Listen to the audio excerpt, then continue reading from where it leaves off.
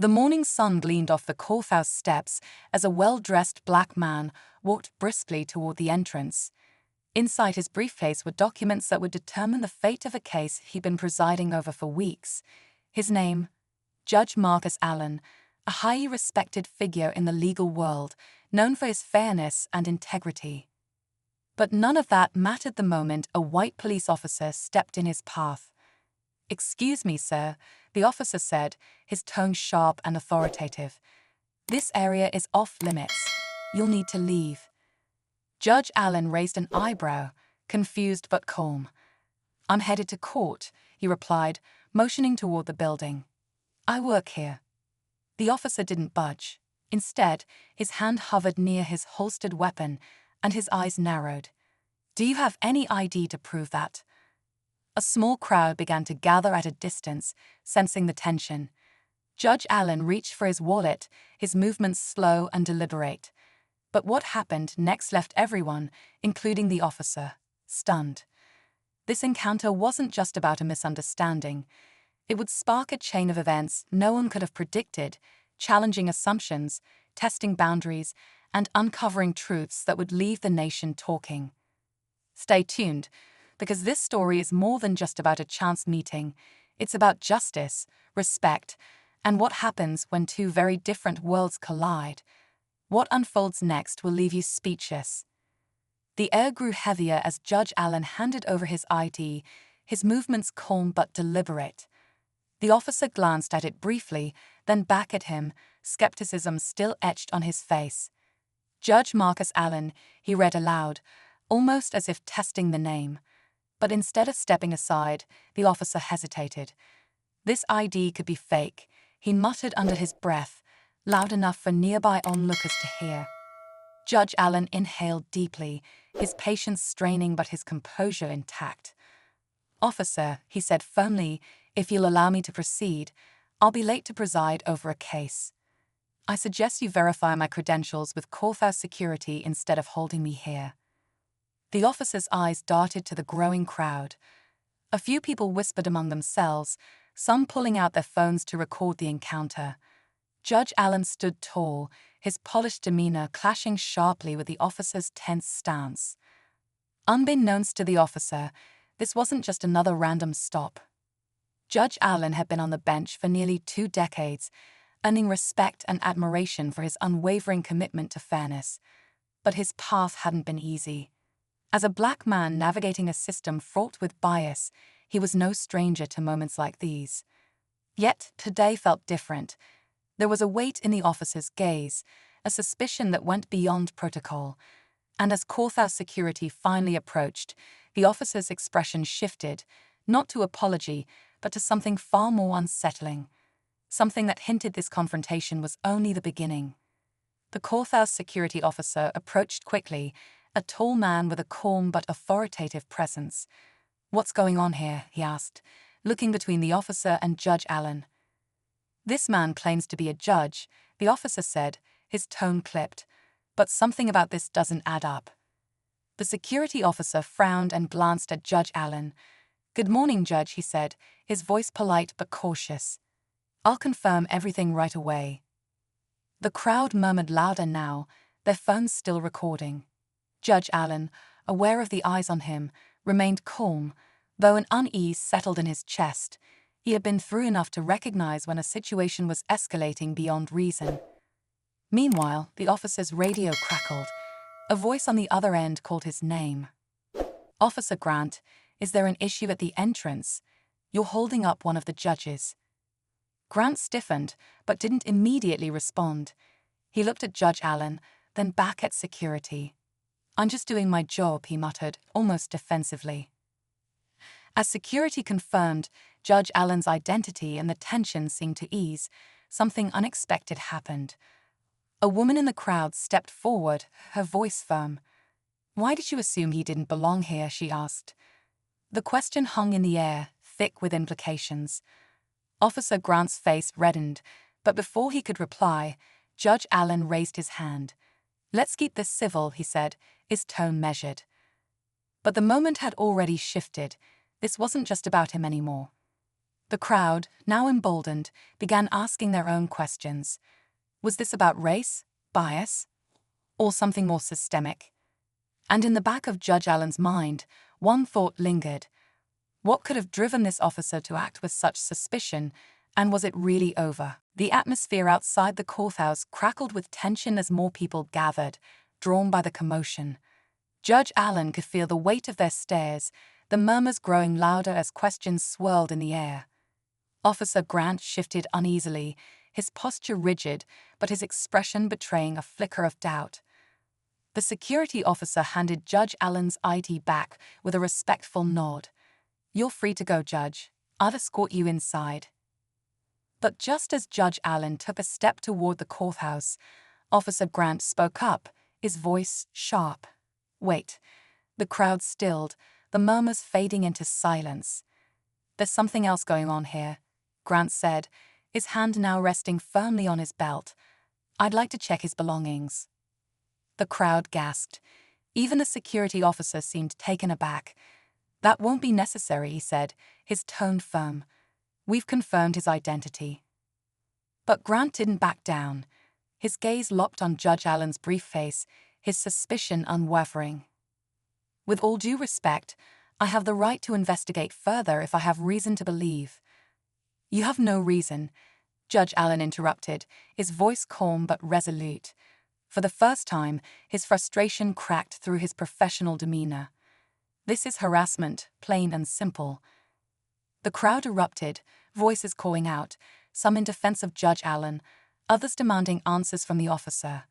Grant looked around, his face flushed, and for a moment, it seemed as though he might relent. But then, as if driven by something deeper, fear, pride, or perhaps something darker, he stepped forward. "If you have nothing to hide," he said, "then there shouldn't be a problem." Judge Allen stood his ground, the briefcase still clutched in his hand. His mind raced, not with fear, but with the sheer weight of the moment. This wasn't just about him anymore. It was about what this encounter symbolized, what it revealed about the cracks in a system meant to uphold justice. The crowd pushed closer, their phones capturing every second. And as Officer Grant reached for the briefcase, the air seemed to hold its breath. Something was about to happen, something that would change everything. As Officer Grant's hand hovered near the briefcase, a commanding voice cut through the tension. "Step away from the judge." Everyone turned to see a tall man in a dark suit striding toward the scene, his badge gleaming under the sunlight. It was Deputy Chief Harris, a high-ranking officer who was well known in the community. His tone left no room for argument. Grant hesitated, his hand dropping back to his side, but his jaw clenched tightly. "Chief Harris," Judge Allen acknowledged, his voice steady, though his eyes betrayed a mix of relief and wariness. Harris nodded at the judge before turning to Grant. "Officer, this situation is under control. Your actions here are out of line." But Grant didn't back down entirely. "With all due respect, sir, I was following my instincts. Something felt off."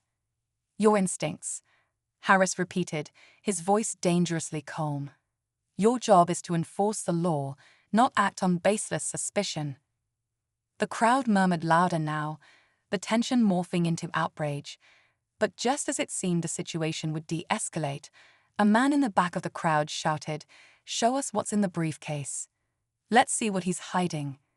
The words sent a ripple through the onlookers, and suddenly all eyes were on the judge. For a brief moment, Judge Allen's calm facade faltered, not because he had anything to hide, but because he realized how quickly the narrative had turned. The briefcase, a simple leather case containing court documents, had become a symbol of something larger, something he couldn't fully control. Chief Harris raised a hand to silence the crowd, but the damage was done. The doubt had been planted, and the tension escalated to a fever pitch. And then, almost as if on cue, a voice crackled over the courthouse intercom. "Judge Allen, we need you in courtroom 3 immediately. The jury is waiting." The urgency in the announcement added another layer of pressure. Judge Allen looked at Harris, who gave him a firm nod. "Go handle your business, Judge. I'll deal with this." But as the judge turned to leave, Officer Grant called out once more, his voice tinged with something between desperation and determination. "This isn't over." And as the judge entered the courthouse, a chilling thought struck him. Perhaps Grant's suspicion wasn't entirely unfounded. Something deeper seemed to be unfolding, something that would challenge everything he thought he knew about his role, his community, and the very system he had sworn to uphold. Judge Allen walked briskly through the courthouse doors, his mind racing. The courtroom was just down the hall, but the events outside lingered, casting a shadow over the proceedings ahead. He tightened his grip on the briefcase, steadying himself. Justice wasn't just an abstract principle, it was his responsibility, and today he felt its weight heavier than ever. Inside courtroom 3, the jury sat patiently, their expressions calm but expectant.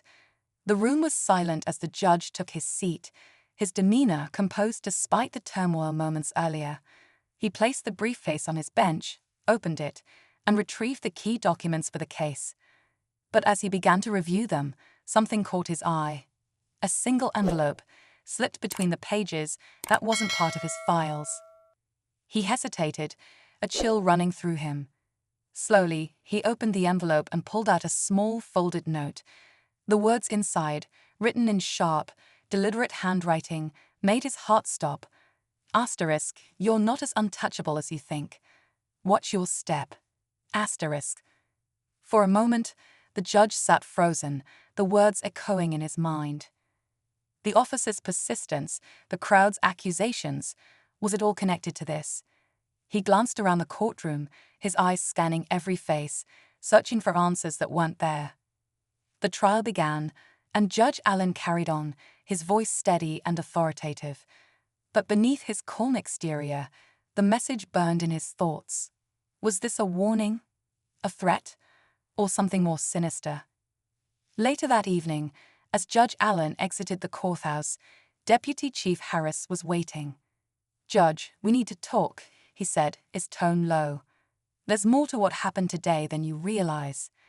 And just like that, the events of the day spiraled into a deeper mystery, one that would test not only the judge's resolve, but the integrity of the very system he had fought to protect. The story, it seemed, was far from over.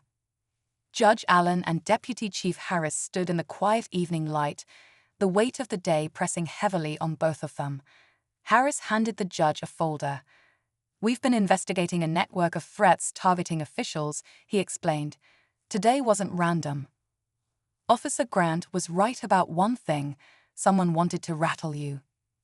Judge Allen opened the folder and scanned its contents, his stomach sinking as he recognized a familiar name connected to one of his recent rulings. "This is retaliation," he said softly, his voice tinged with both anger and resolve. Harris nodded. "But we'll handle it. You're not alone in this." The judge stood in silence for a moment, reflecting on the day's events. Despite the confrontation, the doubt and the threats, one thing remained clear.